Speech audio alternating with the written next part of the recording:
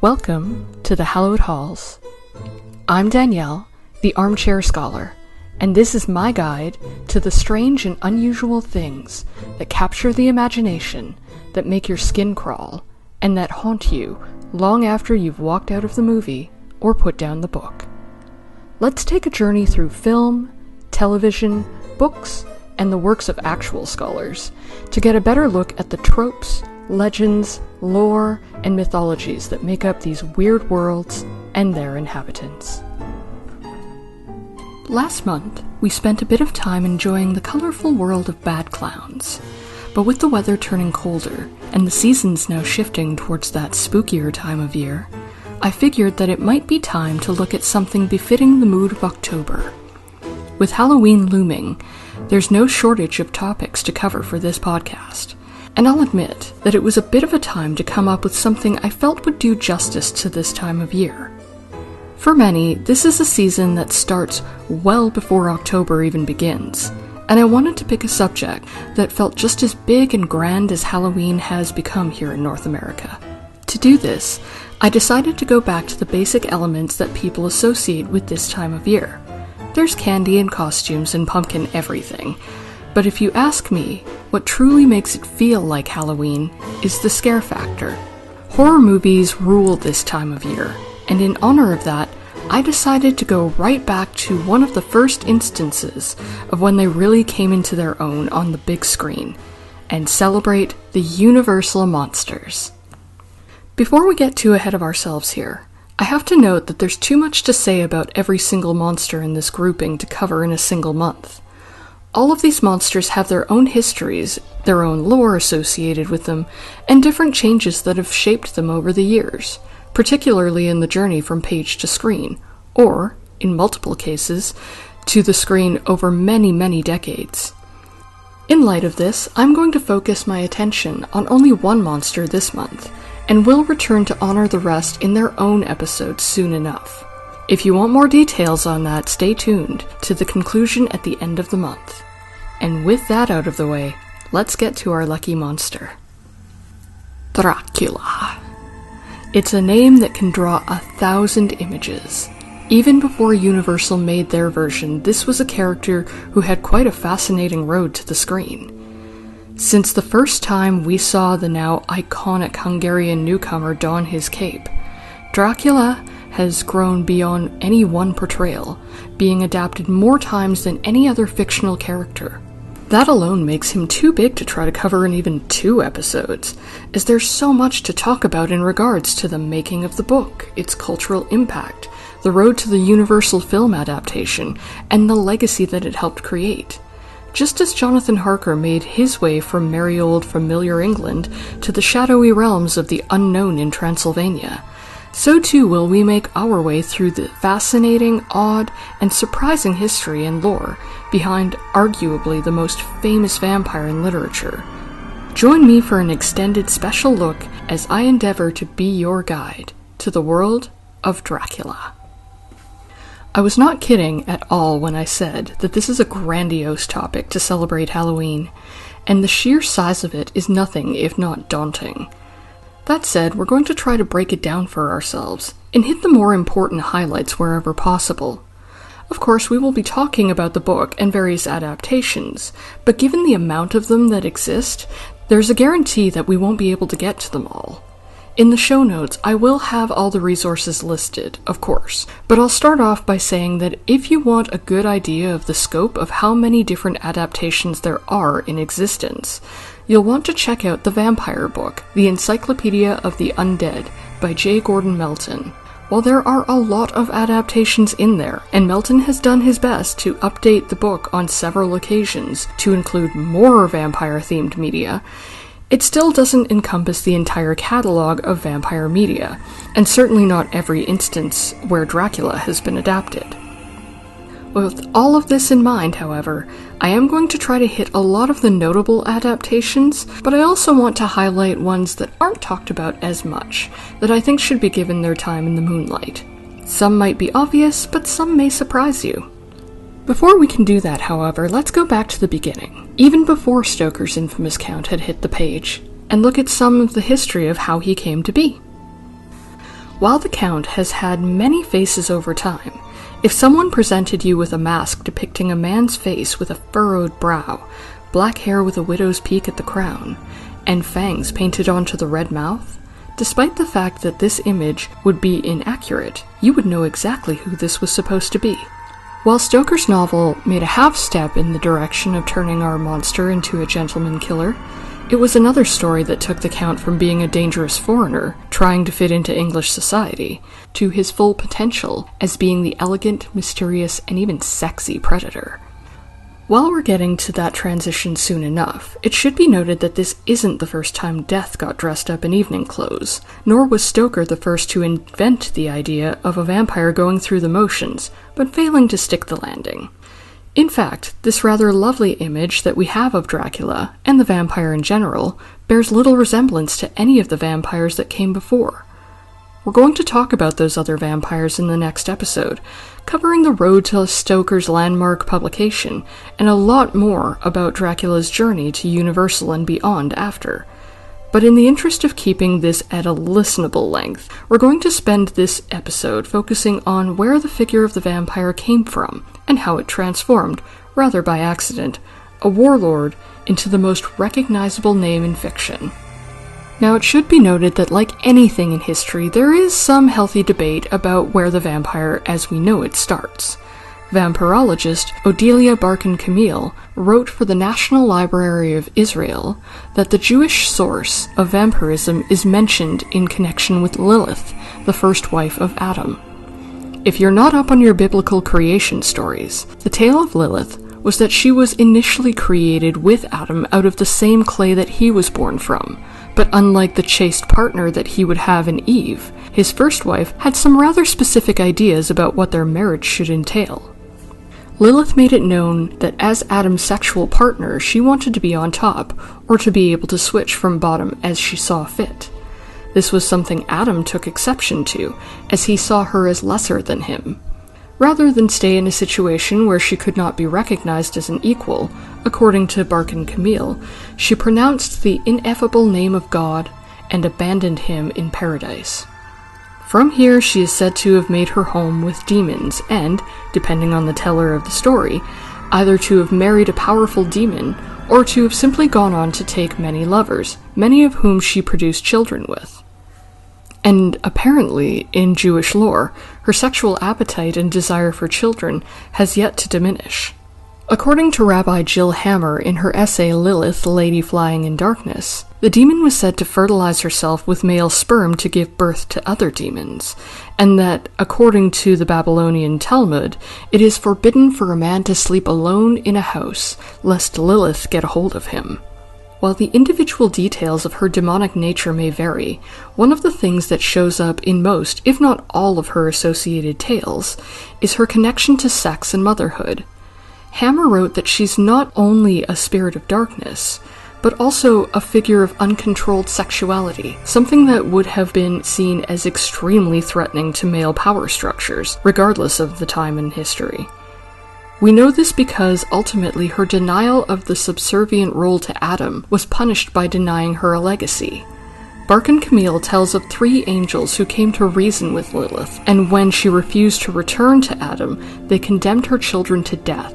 J. Gordon Melton's account of her in the Vampire book described her appearance in the Gilgamesh epic as a vampire harlot who was unable to bear children and whose breasts were dry. Her revenge for the loss of, or the inability to bear her own children, is said to be what drives her to attack and feed off of the life of Eve's.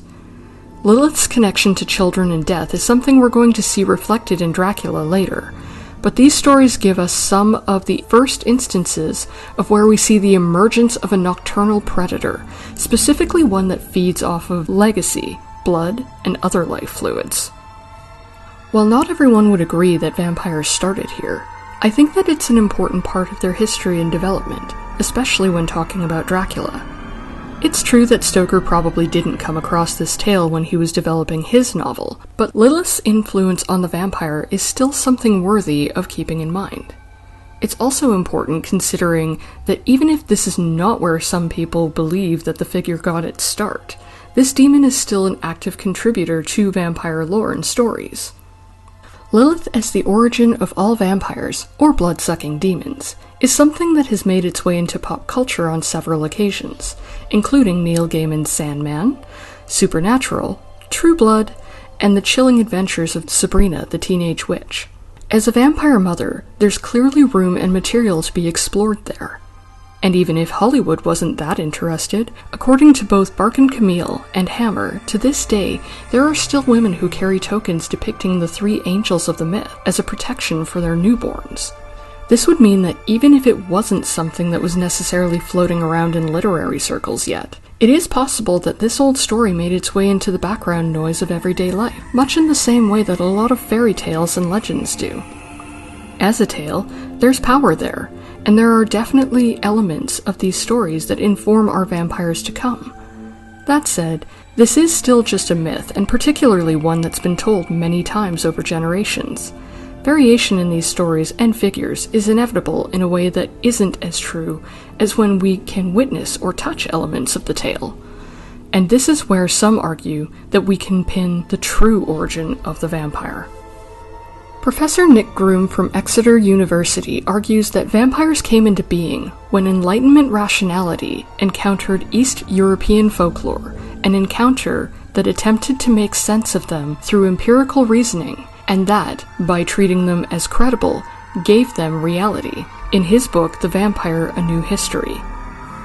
Professor Groom isn't necessarily wrong in this matter either.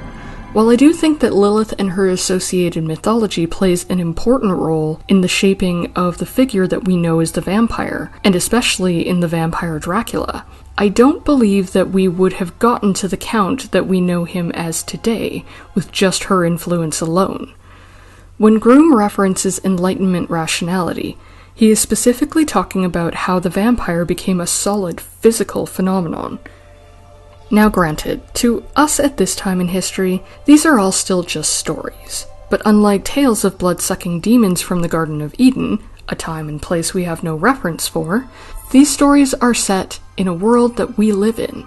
Furthermore, we will never have any proof that Lilith stole the nocturnal emissions of a man sleeping alone in his apartment, but we do have physical evidence that people dug up and performed preventative rituals on real corpses. Groom wrote that the nascent science of vampirology investigated these entities not primarily from the testimonial of witnesses, as experiences of ghosts and apparitions were examined, but as physical beings that crucially held a literal body of evidence consisting of the corpses of perpetrators and victims. What those bodies did, and told those studying them, plays an important role in how the lore developed because of what was recorded.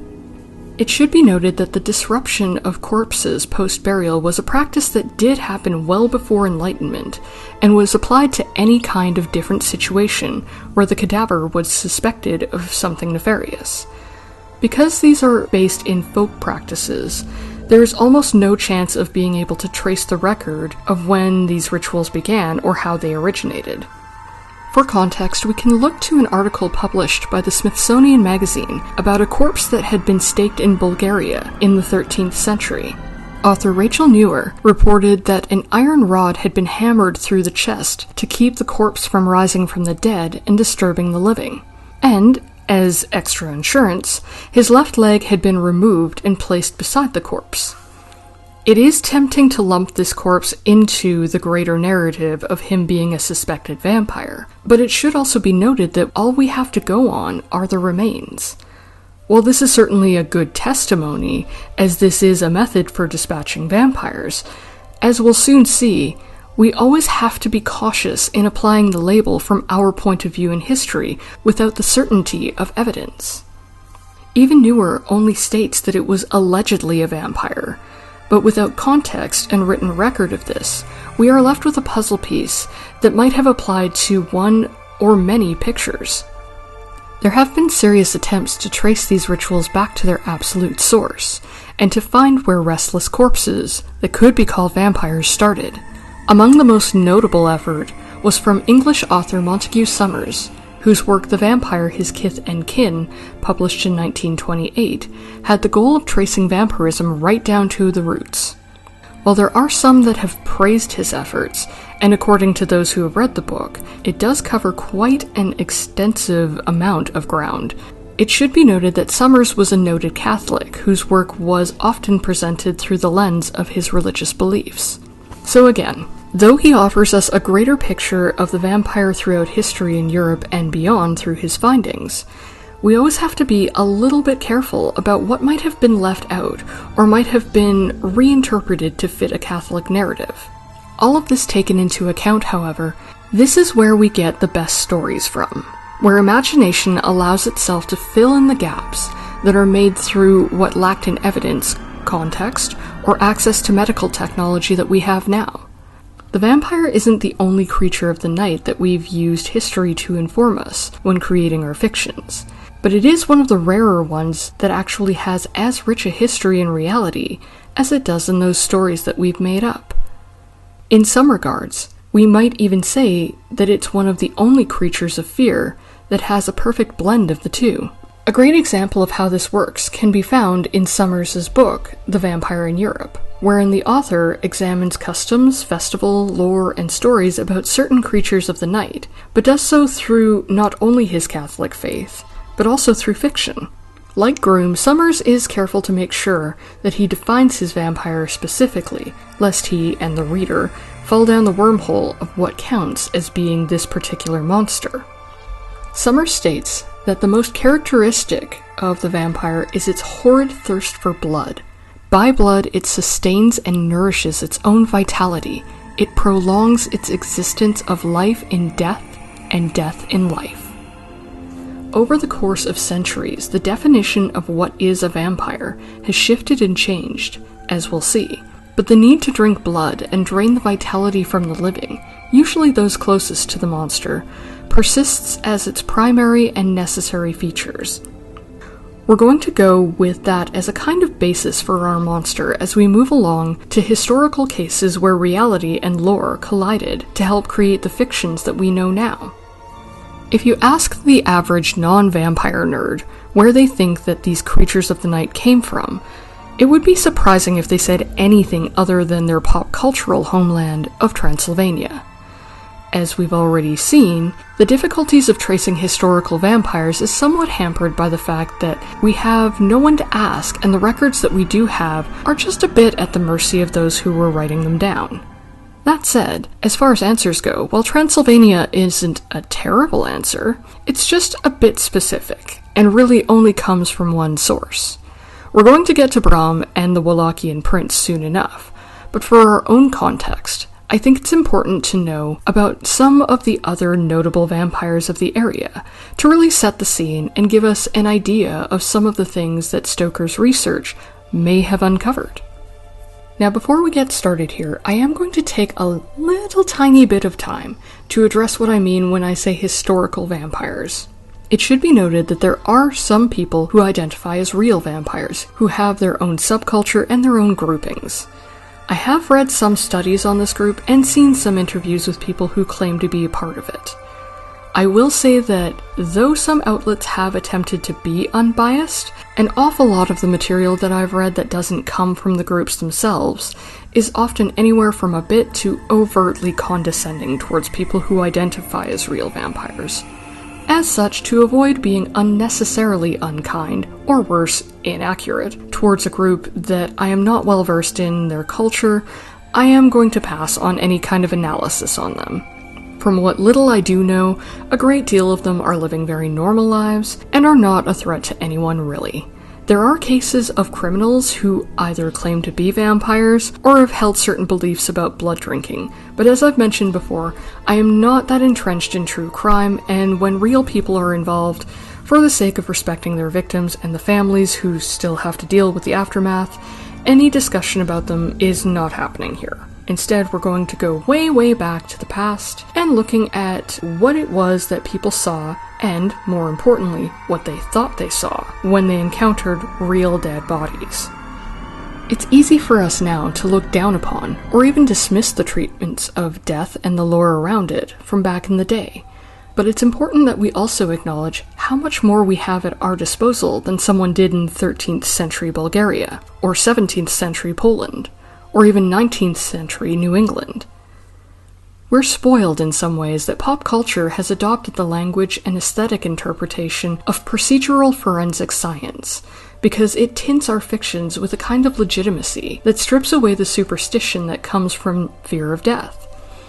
Our understanding of something like a wasting disease is less likely to be attributed to bad air or roaming corpses than it is to bacterial infection or even hereditary illness.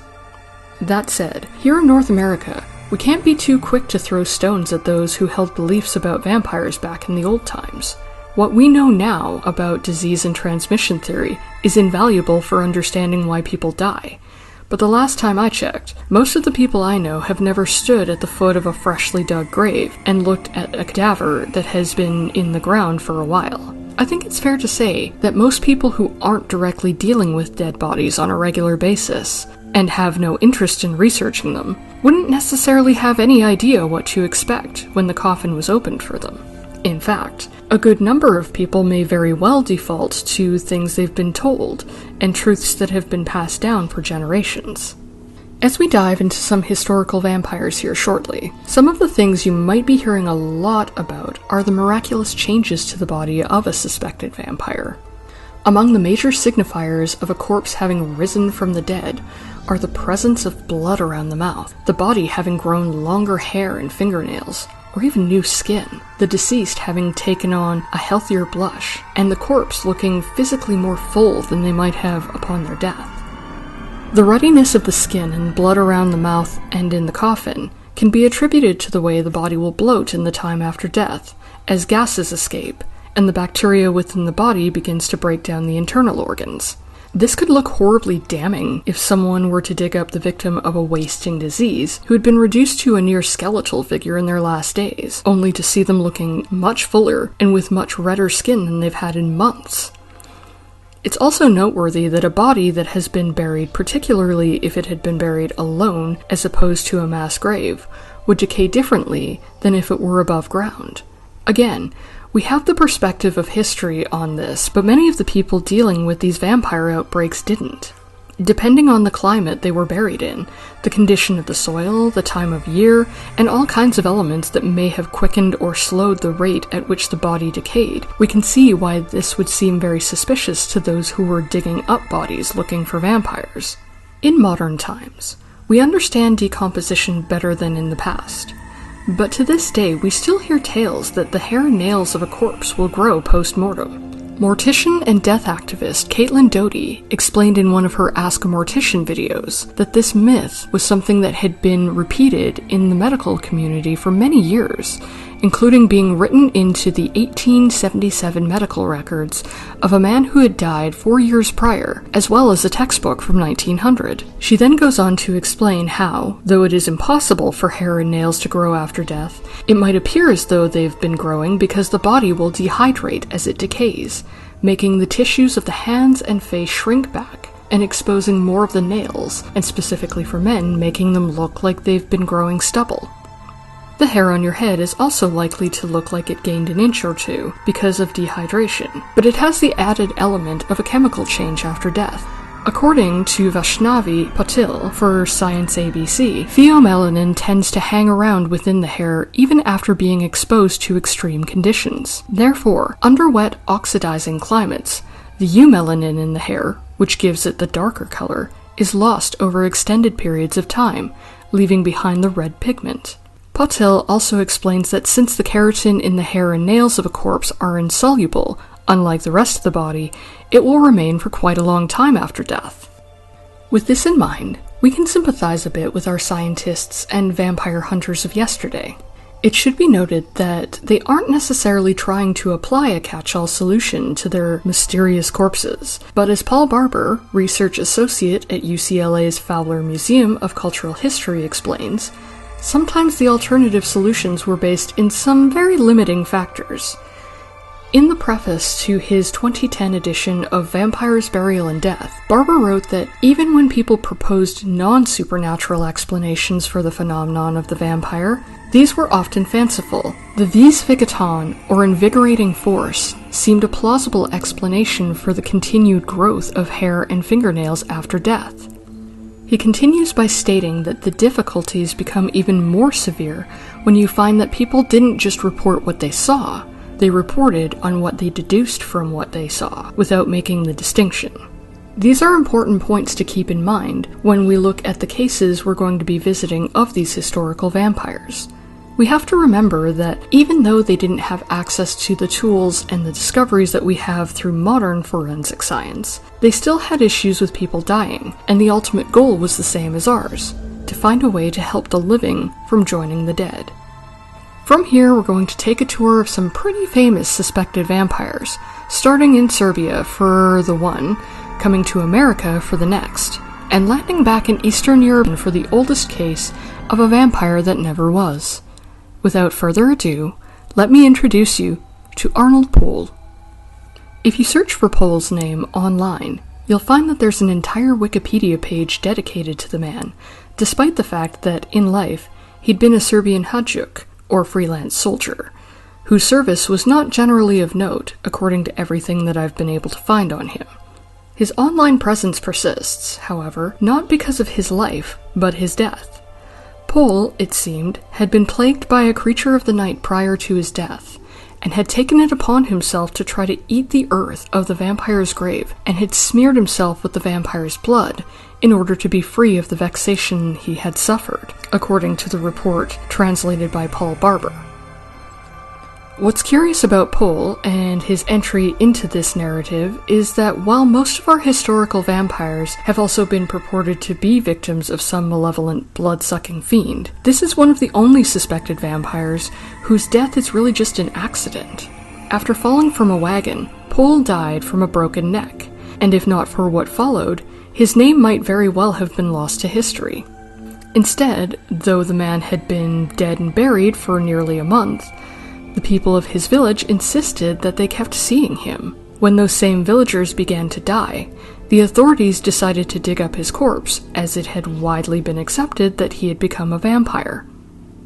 According to the translated report, the sight that greeted those who exhumed Pol found that fresh blood had flowed from his eyes, nose, mouth, and ears, and that the shirt, the covering, and the coffin were completely bloody, that the old nails on his hands and feet along with the skin had fallen off, and that new ones had grown. By now we understand that this is fairly standard for decomposition, but in 1725 this was the mark of a vampire. Barber's translation then goes on to describe the method by which the vampire was eradicated. The report was they drove a stake through his heart, according to their custom, whereby he gave an audible groan and bled copiously before burning the body to ashes and throwing the remains in the grave. The same action would be repeated for the people who were said to be Pol's victims.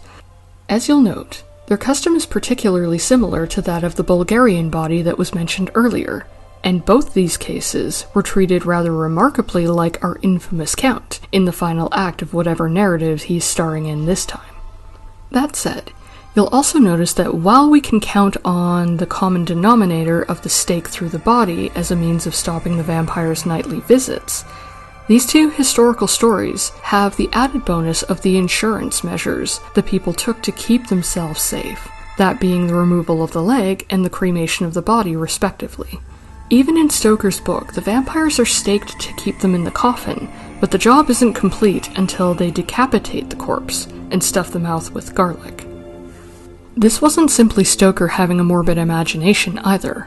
While folkloric remedies did vary a great deal depending on where the burial had been performed, there was a precedent for these extra steps for dealing with a suspected vampire to keep them from attacking anyone else. According to Benjamin Radford's article about the proper burial of a vampire for Live Science, other remedies included burying or reburying bodies face down, and decapitation, which often included stuffing the severed head's mouth with garlic or bricks. While the garlic used a lot in folklore remedies as a means of warding off evil makes sense if we look at it from the point of view of containing the vampire, one might be forgiven for wondering what a brick might accomplish in the procedure. This answer may lie in regional differences and, depending on materials available, possibly practicality. While garlic would help in trapping the evil that created the vampire, A brick is more of a pragmatic approach to stopping the creature of the night from biting anyone or anything. As it turns out, there was more to fear from the undead than simply having them rise from their coffins and infecting entire villages and towns with a mysterious illness that would kill whole families. According to Nicholas Groom, even from their coffins, they could find a very loud and grotesque means of disturbing the peace. A study conducted by Philip Rohr in 1679 was published on the behaviors of restless corpses within their coffins. Groom details one such phenomenon that Rohr described as manducation, or grave eating. According to Rohr's study, the graves were opened to reveal that the undead had been consuming their own shrouds and winding cloths, and in some cases had even devoured their own limbs and bowels. This would have been disturbing alone, but according to the account that Rohr gave, it seemed to get worse, as the dead were known to have grunted, gibbered, and squeaked under the ground. The devil makes curious noises in manducation. As unappealing as that sounds, there was more to this than the restless dead making gross sounds that could be heard from the grave. Paul Barber explains that there was a belief that if any cloth touches the mouth of a corpse, the corpse is apt to begin to chew on it, thereby bringing about the death of friends and relatives of the deceased through an agency that's never really explained. While that last bit is worth noting, this is really no different than some of the other folkloric causes that are said to lead to vampirism, most of which seem like random circumstances to the modern eye. It is more important to pay attention to this fact, not for how we can explain away manducation as a normal part of the decomposition process now, but for how it informs us about the sway that the vampire was believed to have held over a community. If we take what we've learned about folkloric vampires of history and refocus our lens on Bram Stoker's novel, we see that while the titular vampire bears no resemblance to these figures in appearance, there is a common element that they share. These historical accounts not only had the bodies of evidence that Groom mentioned, but also retain a presence in everyday life, even after they had been long dead. Suspected vampires might be dug up months or even years after they had been committed to the earth.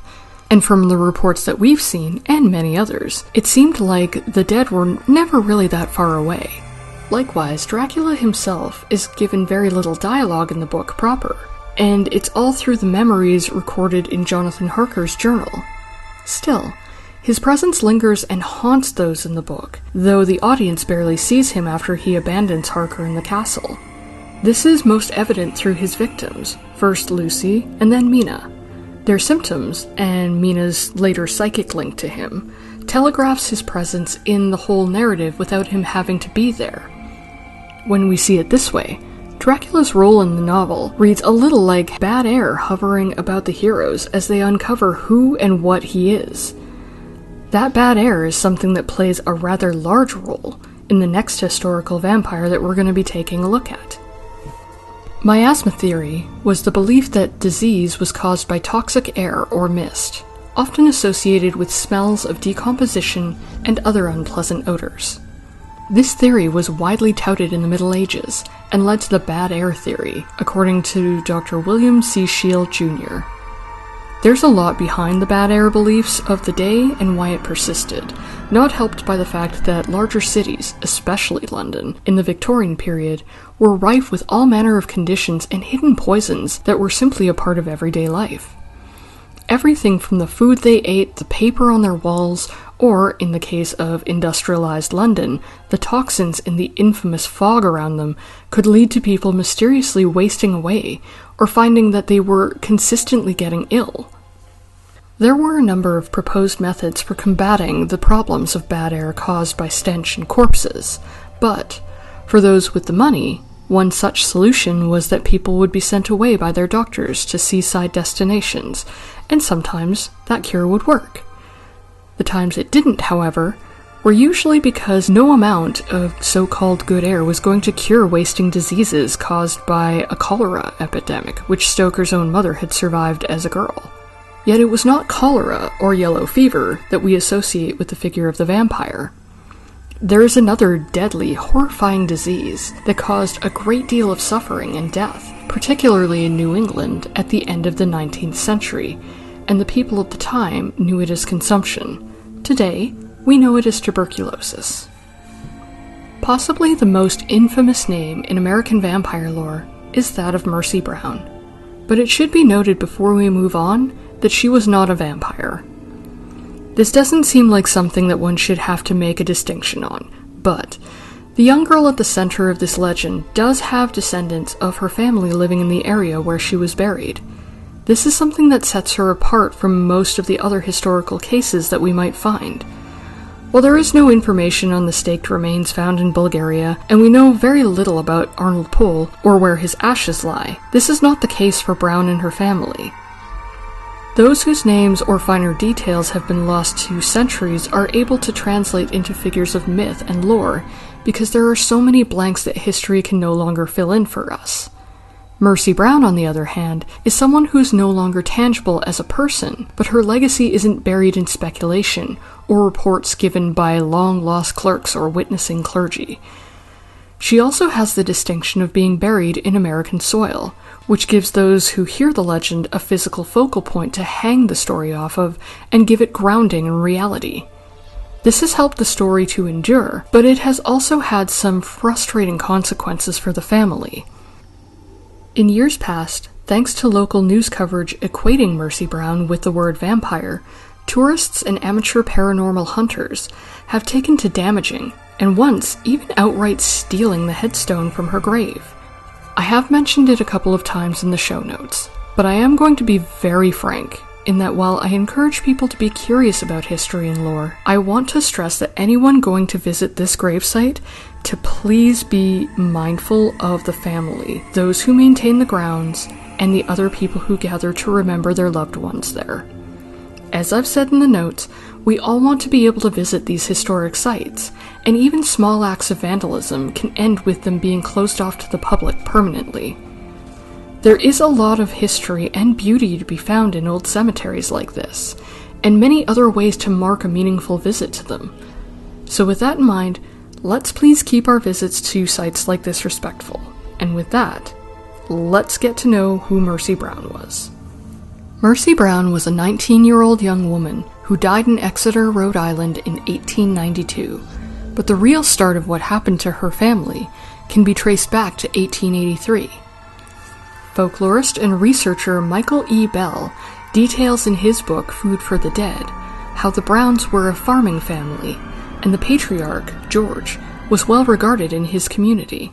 The family suffered their first loss of mother Mary Eliza in December of that year, and her death was followed 7 months later by her eldest daughter, also named Mary. By this point, George's son Edwin had also fallen ill with the same symptoms as mother and sister, and went away to Colorado in hopes that it would stop the progress of the disease. The change of location, presumably for better restorative air, did little, and he was soon getting worse. But in the meantime, young Mercy had developed what was known as a galloping variety of consumption, so named because of how quickly it progressed. In modern times, it is hard to understand the kind of dread and terrible grief that a family like this would suffer in times of major outbreaks of disease. In our recent times, we have access to so much more in terms of medical treatments, understanding of diseases to get a prognosis, and even just the care involved in helping those who are ill. As described by Bell, and even in his interviews with Mercy Brown's descendant, Everett Peck, in the 1890s, communities, particularly rural ones, often had to rely on folk remedies because there was little to no other options available to them. In a case where a family had already been suffering from such heavy losses and was on the verge of losing yet another member, and the only son, George was looking at impossible choices no matter what he did. To quote Peck in his 1981 interview with Bell, he said, "Years ago, you didn't have medicines. You didn't have nothing. You had to figure it out on your own. They were self-independent people, everyone that lived here." Bell further proves what Everett Peck had been talking about when he transcribed a record of the event that led to Mercy's body being exhumed. The written statement even goes on to identify that Mercy and her brother Edwin were both victims of consumption, and that Mr. Brown, the father, though not believing in the superstition himself, desired to come up to satisfy the neighbors and make an autopsy of the bodies. The superstition in question in the report was the call by those in the community to find a solution to Edwin's dire state by digging up the bodies of his mother and 2 sisters to check to see if there was blood still in the heart. Mercy had died in January, and the exhumations had been performed in March. This had allowed her body to sit in a cold environment for 3 months, leading the witnesses to claim that unlike her mother and sister, she had not decayed, and marking her as the culprit. From there, the ritual differs from the ones we've spoken about prior, as those in attendance removed her heart and liver from her body and burned them on a nearby stone close to her grave. In a final act of trying to stop the disease from killing Edwin, he was said to have been made to drink a concoction of the ashes of the heart and liver. As imagined, Edwin died shortly after, but the rest of the family survived. The value of learning about these folkloric vampires is seeing where the elements of Dracula's story came from and how they have traveled over the centuries. It also goes to prove that though Stoker had a great imagination for the macabre, there was plenty of historical precedent for him to draw from. In this episode, we've really only hit the highlights of a couple of major cases of corpses treated as vampires, but they are hardly the only ones. As Paul Barber recalled in his 2010 preface to Vampires, Burial, and Death, vampires of this nature were nothing if not plentiful, because as we've seen in Mercy Brown's case, a lot of times there were whole families and communities that were affected by diseases that no one had any effective cure for at the time. While it's hard to say if Stoker ever read about Arnold Pole, or if news of Mercy Brown ever made its way to London, it's not as though these remedies for vampires wouldn't have been something that he might easily find given enough research. We're going to get into more of what Bram Stoker did to create his infamous count soon enough, but up to this point, we can see a small selection of which building blocks he used in crafting his story. We can see how he shaped elements of history and folklore to create his own work, and it gives us a bit of a trajectory of things to come. That said, even with all these elements in their basic form shown to us, they are just ingredients that had yet to be solidified into the figure that we know now. To crown off all of the history and the lore, this figure needed a name, and when Stoker was doing his research, he happened upon one that would be an absolute jackpot. As names go, there are a few that catch attention quite like Dracula. It rolls off the tongue, and regardless of which figure you are referring to, there's an incredible story attached to it. Modern audiences are fairly familiar with the fictional Dracula and his horrific antics.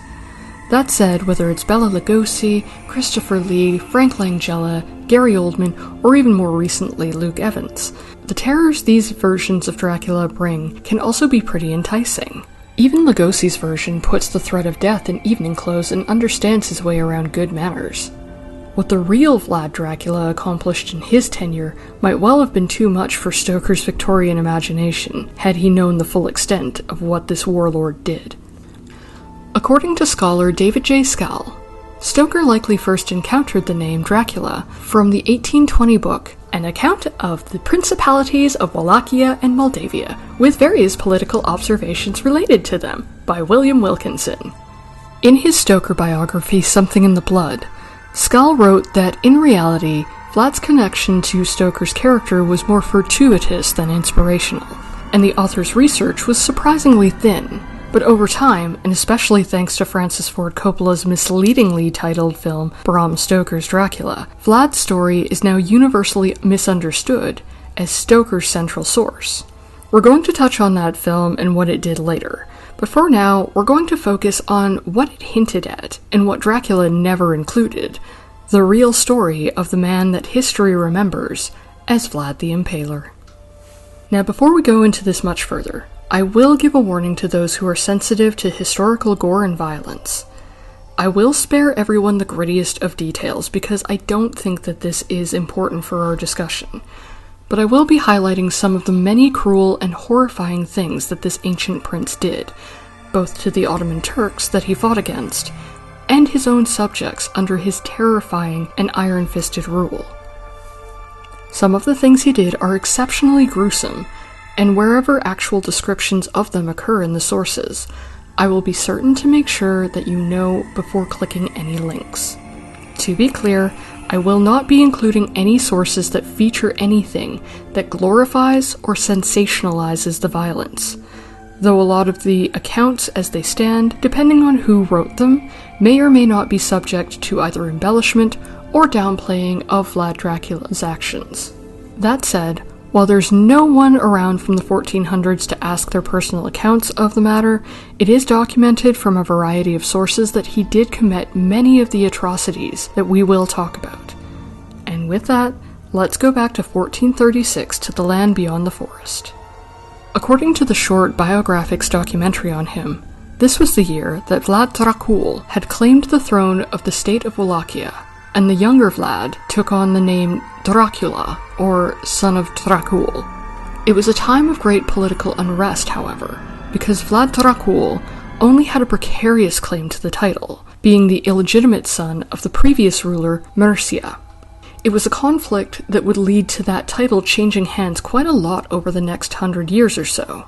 As we know from such conflicts as the War of the Roses, this would have already presented a particularly difficult time to grow up in, being a viable heir to the throne in a constant battle for power. But Wallachia also had the distinction of being in a very difficult spot, both geographically and historically.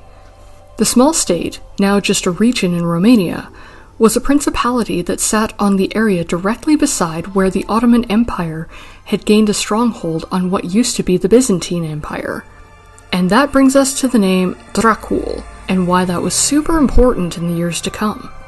If you've ever looked it up, you've probably already seen that Dracul is a word that means dragon, or, in some translations, it has been taken to mean devil. In this case, Vlad carried the title Dracul, as was bestowed on him by the Holy Roman Empire.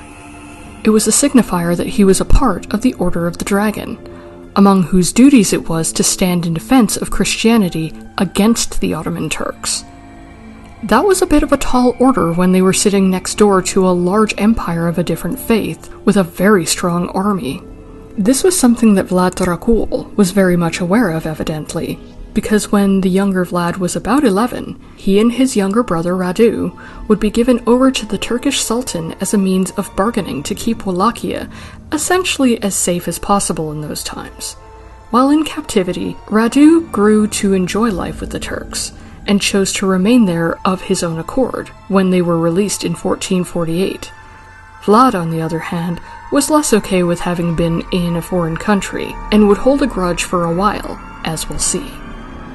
When Vlad returned to his home country, the local political issues had gotten quite a bit more serious, as both his father and oldest brother had been executed, and he was left to try to claim the throne from the ruler that was currently holding power.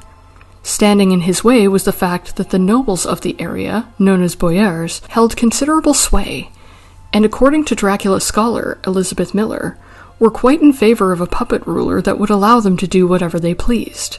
Though he was able to claim the throne in 1448 for a brief period of time, he was eventually forced out, and would not regain power until 1456, wherein he would complete the bulk of his reign until he was forced out again, this time following a battle with the Ottoman Turks in 1462. His final attempt to hold on to the throne would come in about 1476, and will last until his death on the battlefield later that same year.